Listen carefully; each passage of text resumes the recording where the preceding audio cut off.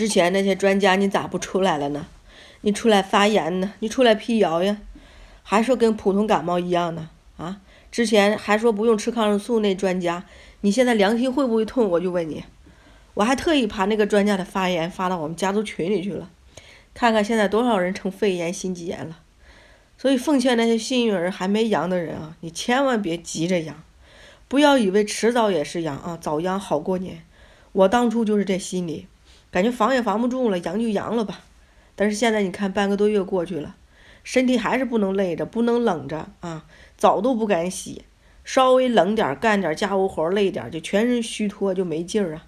现在这咳嗽10多天了，还没好利索呢。我就听那专家话，没准备抗生素，这不赶快让我老公下个楼去买抗生素去了。再不吃上，我害怕我这个年我都过不去了。